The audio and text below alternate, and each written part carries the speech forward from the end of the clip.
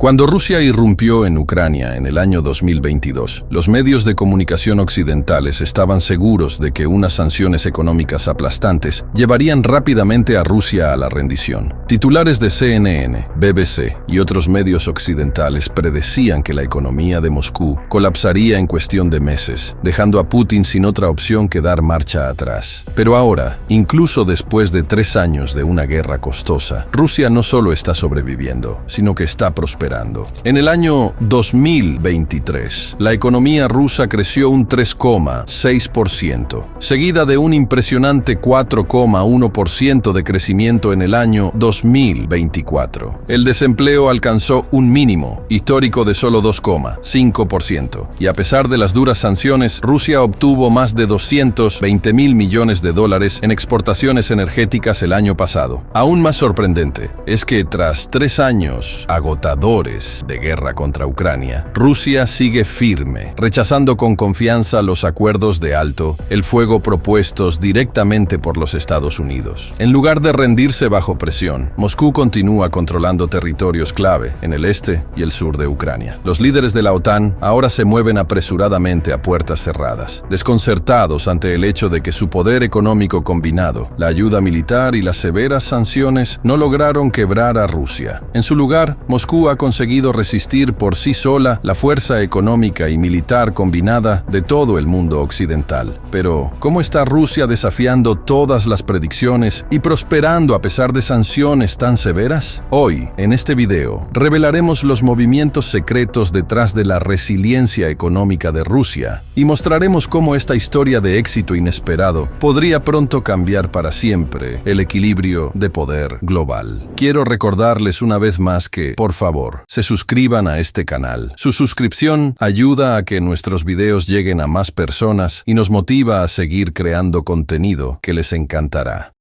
Para comprender verdaderamente la resiliencia de Rusia hoy, primero necesitamos una breve perspectiva histórica. Las sanciones contra Rusia no son nuevas. Desde que Rusia anexó Crimea en el año 2014, las naciones occidentales han impuesto repetidamente sanciones con el objetivo de dañar la economía rusa y aislar a Moscú. Inicialmente, estas sanciones causaron algunos daños, afectando al rublo ruso y provocando interrupciones económicas a corto plazo. Pero todo cambió drásticamente en febrero del año 2022, cuando Rusia lanzó su invasión a gran escala de Ucrania. Esta invasión desencadenó una respuesta sin precedentes por parte de las naciones occidentales, que lanzaron lo que llamaron la madre de todas las sanciones. Estados Unidos, Europa, Reino Unido, Canadá y otros países occidentales bloquearon a los bancos rusos del sistema de pagos SWIFT y congelaron más de 300.000 millones de dólares en reservas extranjeras de Rusia. Lo más significativo fue que Occidente atacó la mayor fuente de ingresos de Rusia, su sector energético. Estados Unidos prohibió completamente las importaciones de petróleo, gas y carbón rusos. La Unión Europea redujo rápidamente sus importaciones de petróleo y gas rusos, que anteriormente representaban el 40% de las necesidades energéticas totales de Europa. Al principio, estas medidas parecían catastróficas para Rusia. El precio del petróleo se disparó brevemente por encima de los $130 por barril, causando una inflación severa en todo el mundo. En Rusia, el rublo colapsó inicialmente, cayendo casi un 40% frente al dólar estadounidense, y el pánico se apoderó de Moscú mientras se formaban largas filas en los bancos y cajeros automáticos. Los expertos predijeron rápidamente un desastre económico. La presidenta de la Comisión Europea, Ursula von der Leyen, afirmó que las sanciones detendrían la maquinaria de guerra de Putin. Los medios de comunicación repitieron estas mismas declaraciones, prediciendo el colapso inminente de la economía rusa en cuestión de meses. Sin embargo, lo que ocurrió a continuación sorprendió a todos. En lugar de quebrarse, Rusia se adaptó rápidamente. En vez de colapsar, encontró formas ingeniosas de sobrevivir a estas duras restricciones. Su economía se estabilizó con rapidez e incluso comenzó a crecer. Pero, ¿cómo logró exactamente Rusia esta rápida recuperación económica y qué tácticas secretas utilizó Moscú para neutralizar la guerra económica de Occidente? inteligente. Profundicemos en estas sorprendentes estrategias. El factor más importante en la supervivencia económica de Rusia fueron las exportaciones de energía. Rusia es el tercer mayor productor de petróleo del mundo. Cuando Europa y Estados Unidos prohibieron el petróleo ruso, Rusia respondió rápidamente con una estrategia inteligente. Comenzó a redirigir de forma agresiva sus exportaciones de petróleo y gas fuera de Europa y hacia los mercados asiáticos, especialmente China e India. Mediante acuerdos estratégicos y ofreciendo grandes descuentos, Rusia aumentó sus exportaciones de petróleo a estas naciones. Por ejemplo, para el año 2024, el comercio entre China y Rusia alcanzó un récord de $240.000 millones. India, que antes era un importador modesto de petróleo ruso, se convirtió en uno de los mayores compradores de Rusia, aumentando sus importaciones desde casi 0 barriles por día a principios del año 2022 hasta aproximadamente a 1,8 millones de barriles por día. En el año 2024, Rusia también empleó una táctica menos conocida pero extremadamente eficaz: la creación de una flota en la sombra. Esta flota secreta incluía más de 400 buques petroleros operados por compañías que no cumplían con las sanciones occidentales. Básicamente, una flota en la sombra es un gran grupo de barcos, principalmente petroleros, que operan de forma secreta e independiente de las compañías navieras tradicionales. En lugar de estar abiertamente registrados u operados por empresas reconocibles que cumplen con las leyes occidentales, estos buques pertenecen a pequeñas y misteriosas compañías, a menudo registradas en lugares con menor transparencia, como Medio Oriente, Asia o incluso pequeñas naciones insulares. Esta configuración dificulta que los gobiernos occidentales rastreen o sancionen a estas empresas, ya que no siempre está claro quién las posee o las controla. Muchos de estos barcos navegan sin identificar claramente sus destinos y a menudo apagan sus dispositivos de rastreo GPS. Al desaparecer, ocultan su ubicación y movimientos, lo que dificulta a las autoridades rastrear de dónde proviene o hacia dónde va su carga. Una vez cargados con petróleo ruso en los puertos de Rusia, estos buques a menudo viajan de forma indirecta, cambiando sus rutas con frecuencia o reuniéndose con otros barcos en el mar para transferir la carga discretamente, una práctica conocida como transferencia de barco a barco. Esto permite que el petróleo ruso se transporte silenciosamente por todo el mundo sin ser fácilmente rastreado o detenido por las sanciones. Mediante esta estrategia de flota en la sombra, Rusia logró continuar exportando grandes cantidades de petróleo a nuevos mercados como China, India, Turquía y otros países que no siguen las sanciones occidentales. El resultado fue asombroso. A pesar de las severas sanciones, el sector energético de Rusia no se redujo, en realidad prosperó. Solo en el año 2024, Rusia ganó más de $220.000 millones